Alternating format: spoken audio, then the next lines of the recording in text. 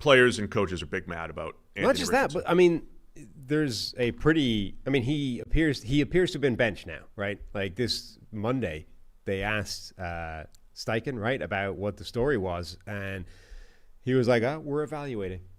Is he going to be the starter? We're evaluating everything, which is unmistakably no, he won't be, but we're not ready to announce that yet. So now he's been benched. So, and I think there's a pretty prevailing line of thought that was a big part of it. The tapping out of the game, I think that is a big part of being benched. I honestly don't believe. What's he, 10 starts into his career? Mm-hmm. I know we've talked about his completion percentage being historically bad, 44% and all this stuff. I believe this is the biggest part of the benching. The tapping out thing. Yes. And again, I don't think it's the only thing. I'm assuming that they're in the building with him all the time. And I think Mitchell Schwartz summed a lot of this up for a while really well in a thread yesterday. But chances are this isn't the only thing that they've seen from Anthony Richardson that suggests maybe they don't want him being the leader of the Colts at this very moment, right? That whatever other stuff has happened off the field maybe culminated in this moment rather than triggered. So this moment triggering, we got to bench him because he tapped his helmet on a 3rd and 20. So I think there's some of that. I also like Mike Sando reminds people like John Elway was benched. Other people have been benched before. It doesn't mean that they're done forever. What? Micah Parsons had it. So I've seen actually multiple current or former players make essentially the same point. Seth Payne was the first one because Richardson's answer to this question contained the line, "I ain't gonna lie," when he was saying he was tired. Seth Payne first tweeted, "I was just lying." Micah Parsons said something very similar in his podcast. Literally, lie. Zaire Franklin has just said, he said, "I ain't gonna lie." And this is the sad thing is that, Anthony Richardson is still extremely young. This just felt naive. Like that was the bigger thing. If he had tapped out of the game for being tired, having just, remember, thrown off a 300-pound defensive tackle, right, for a sack, turned a really negative play into something okay, taken a hit from a linebacker.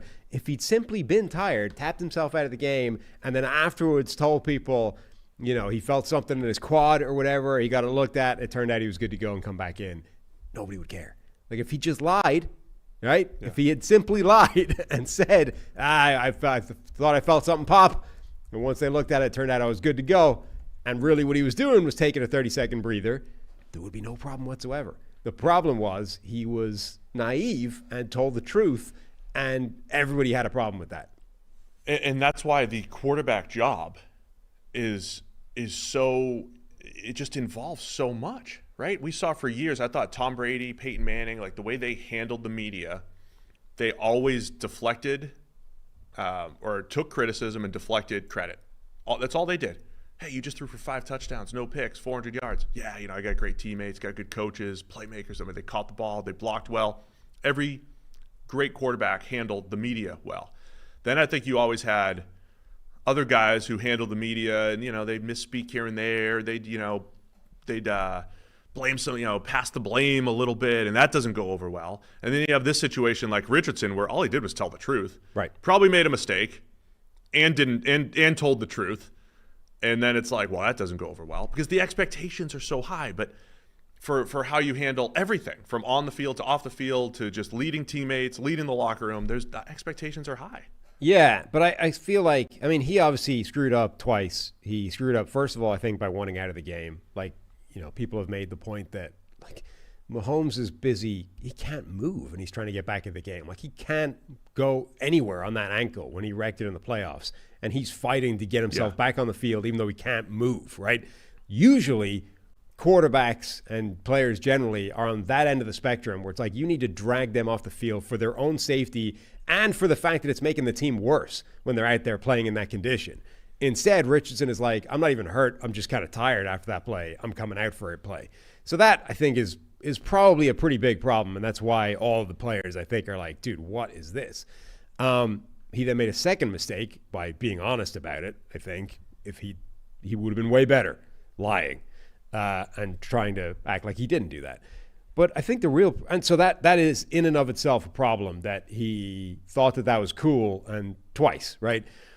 I do think, though, it's also a failing of somebody else that has not prepared him for this idea of, like, you can't tell people that out loud. Like, it's a media training thing as well, somewhere along the line. Like, somebody is screwed up that he is naive enough to think that that's okay, and that saying it out loud is okay, right? I can kind of get to the idea that, all right, maybe he would think it's okay to do, but somebody should have prepared him for the idea that it's not okay to say, right? Even if you're going to do it, you can't tell people about it. You have to, that's got to be behind the scenes. Only you know about it, and maybe you or the coach or whatever. You can't be telling the reporters that.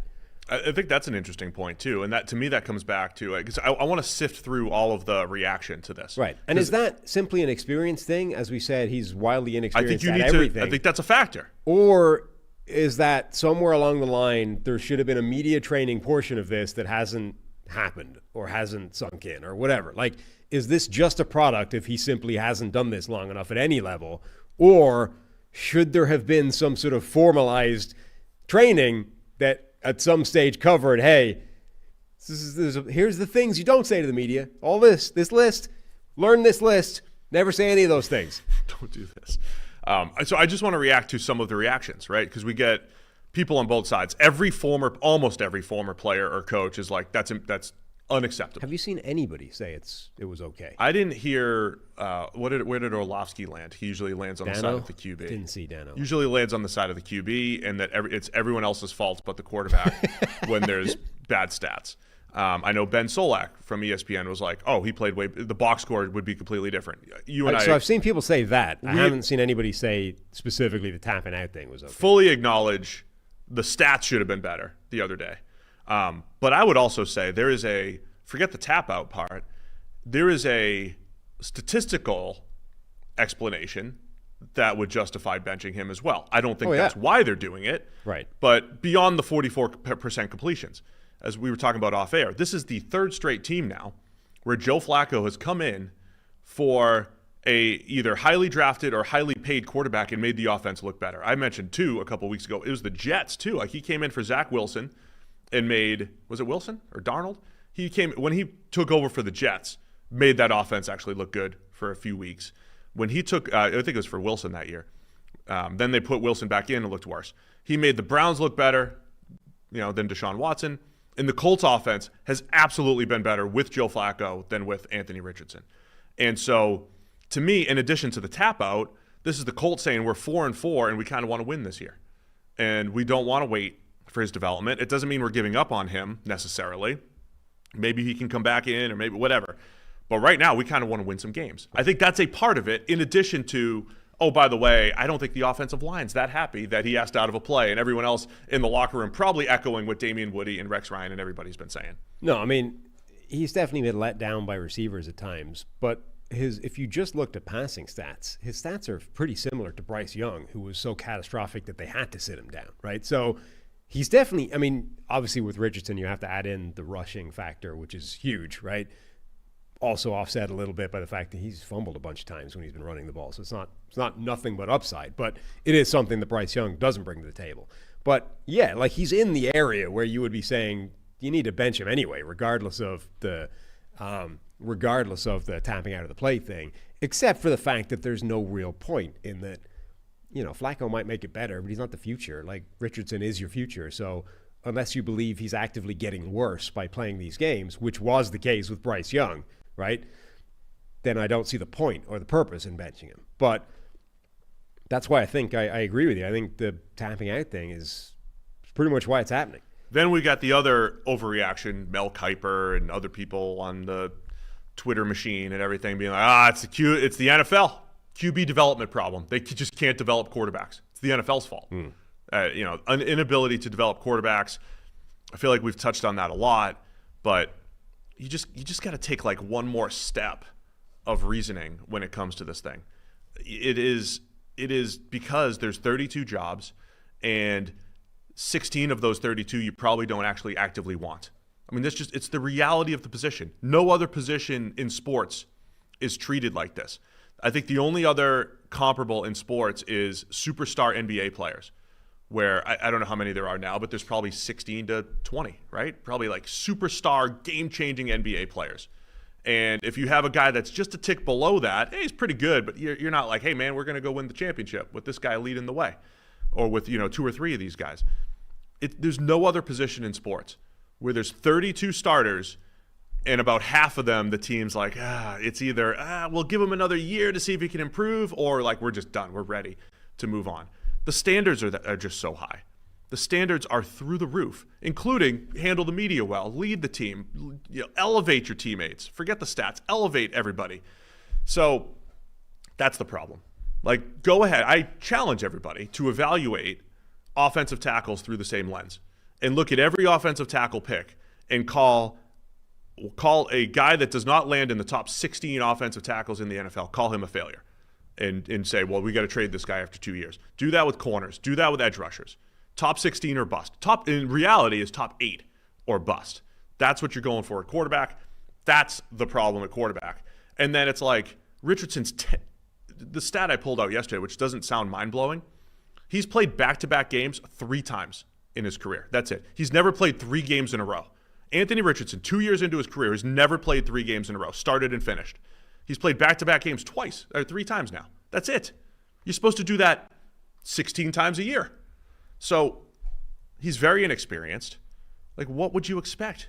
He's 10 games into his career, or whatever it is. Yeah. I mean, I do think there's truth to the idea that the NFL has a quarterback developmental problem. I don't think that it's necessarily indicated by just highlighting some young quarterbacks that haven't made it. Like, that's always happened, right? Yeah. Any point in history, you can pick out a bunch of quarterbacks that were drafted in the last couple of years that are not good or didn't make it. That doesn't mean we failed them. It just means we got it wrong. Like, the draft is a crapshoot, is a classic tale as old as time. That remains true. The first, there was a guy, Sam Block, tweeted out, Anthony Richardson, 22, bench. Bryce Young, 23, bench. Trey Lance, 24, bench, et cetera, et cetera, et cetera. Half a dozen more quarterbacks. And then the NFL has a quarterback developmental problem. The first reply to this is Caleb Williams is 22, starter. Jaden Daniels is 23, starter. CJ Stroud, 23, starter. Brock Purdy, 24, starter, et cetera, right? There's just as many, if not more, of these young quarterbacks that have succeeded. It doesn't indicate the problem, right? Quarterbacks will always be hit or miss in the draft. That's just the reality of the position. What indicates the lack of development problem is, okay, if we want to, what is the solution if we want to develop any of these guys, right? How does that actually work? What's the pathway? So we're now benching Anthony Richardson. We've benched Bryce Young. Trey Lance at this point has already been traded away. We've moved on from him. Justin Fields, same thing. Will Levis, this is the first time he's getting sat down. For these guys, particularly the first two, Richardson and Bryce Young, we've sat them down. We're hearing from Mike Sando, quarterbacks used to get benched all the time. John Elway was sat down. He came back. Like, okay, so we've benched these guys. We are not yet ready to write them off, right? We still think somewhere in there in Anthony Richardson and Bryce Young as a franchise quarterback, what's the pathway from here? Because there isn't one. Right now, we're just benching him and hoping that somewhere sitting on the bench for 6 weeks, something will change and he'll be better the next time we put him out there. That's the NFL's development problem, is that once this guy isn't starting, whether or not that happens at the beginning or the end, once he isn't starting, we have no actual mechanism for getting him better. Yeah, I think part of it is you don't believe that you can develop him on your own team. And so Sam Darnold and Baker Mayfield and Geno Smith, it's like years later, maybe they find some success, which, by the way, I think might be slightly overblown, but that's a whole different discussion. So why can't the Colts just say, Anthony Richardson, we have him for 3 more years? He might not really be our good starter until the middle of next year, but we're gonna roll with Joe Flacco until the wheels fall off of Flacco, and Richardson's just our backup right now. Because we think in this binary world, you're either Jaden Daniels or C.J. Stroud, or Justin Herbert. You come in and you look great right away, or you don't, and we're done. And from a team perspective, I'm okay with like failing quickly and moving on, but you can also have the guy sit as your backup theoretically and just develop. But what's really problematic is we are not sure whether the Jordan Love, Aaron Rodgers thing is an actually superior method of developing a quarterback, or if they simply had good quarterbacks all along and they just delayed their breakout by sitting them for a couple of years on the sideline. Because if you think that actually that's the way to do it, right? There is you can develop these guys from the sideline. It'll take a couple of years, and then they'll be really good, right? If you believe that was true, what the Colts would do now is sit Anthony Richardson for the next 2 years, right? And say, oh, don't worry about it. Like, yeah, we're chewing through this contract, but at the end of that, he gets one more year and he'll be Jordan Love, right? If you believe that's what happened, that's what you would do right now. He's so far off right now being really good. It's going to take this season, the next season, and then 2026, Anthony Richardson will be ready to rock, right? The problem is you're not sure that actually works. So what you might just be doing is taking a quarterback and burning his time here on the sideline for no gain whatsoever. And you start him in 2026, and he looks exactly the same as he looked now, and you just wasted everybody's time for a year and a half. That's the problem, is we don't actually know if the long-term sideline development thing is real. That the other part of that, as a data-centric person, Sam, you can't trust any data when it comes to quarterbacks. The sample's just never high enough. You can't.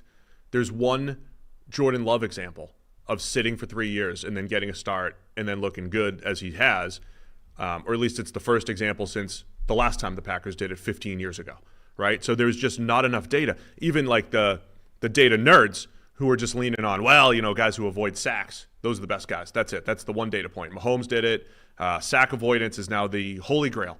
Well, Anthony Richardson was the best sack avoider of that entire draft class, as was Bo Nix in his class. So it's like your whole argument, if that's your argument, is dependent on Bo Nix and Anthony Richardson. And Bo's looking pretty good right now, but he's got to be better than Jaden Daniels, who's awful at that. Right. Awful at sack avoidance. There's no one metric. There's no slew of metrics because there's just not enough QBs. There's 1-year wonders who have succeeded. There's 4- and 5-year starters who have succeeded. There's no metrics. There's no data that says do it this way, do it that way. Start them right away. Sit them. Peyton Manning started right away. Carson Palmer and Patrick Mahomes sat. Like there's no data that goes fully in one direction for how to handle these things. Anything else? NFL really needs the irony, I think, is that the NFL needs the thing that they had and shut down. NFL Europe. Yeah. And really fascinatingly, I mean, NFL Europe at this point, when the NFL is trying to expand into Europe, London games, Germany games, Ireland game, maybe next year, Madrid game, like the NFL is trying to take over Europe. I do kind of wonder if they had a minor league system already there, right? If NFL Europe had now been a fully entrenched thing for 30 plus years, would that smooth the process to some degree, particularly if instead of, the Barcelona Dragons and the Rhein Fire and all these like fake names, they were actually somehow connected to NFL teams, like the proper minor league system, whatever. They're missing that. They're missing a developmental league. And maybe NFL Europe is too expensive. Maybe it was too expensive. But that produced a lot of good players. You look at the list of guys that came out of NFL Europe, it really helped development of a lot of guys. Kurt Warner is an NFL Europe guy. Jake Delhomme, I think, was an NFL. There was a lot of these guys were NFL Europe players.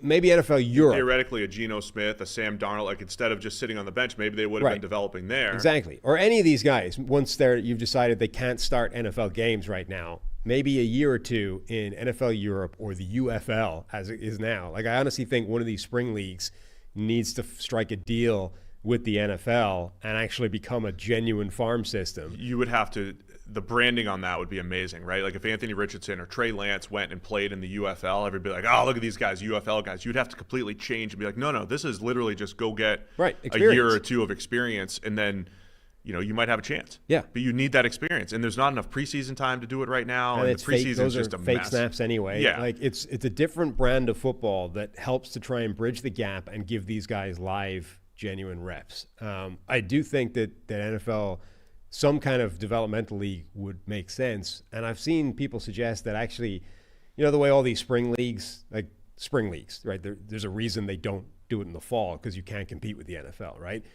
I do wonder, though, if actually the move is to move it to the fall and have it as a farm system where guys can go down to the UFL, play at the same time, if it turns out they've like flipped the switch and they look amazing, call them up in week 12 instead of having to go. Because one of the problems now is if you send these guys away, and this is probably a bigger problem for non-quarterback positions, but if you send them to the UFL in the spring, they play a whole season's worth of UFL football, and you decide, okay, this guy's good.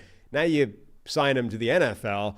They got to go straight into another season. Like the injury risk is right. The wear and tear on the body for like a 365-day year-round slog of football is brutal. It is a difficult If you made it during the season and a corresponding year, now you're still only playing one season's worth of football. It's just across two different leagues potentially. There's no money in it though. For who though? Isn't there? People aren't going to watch AAA football.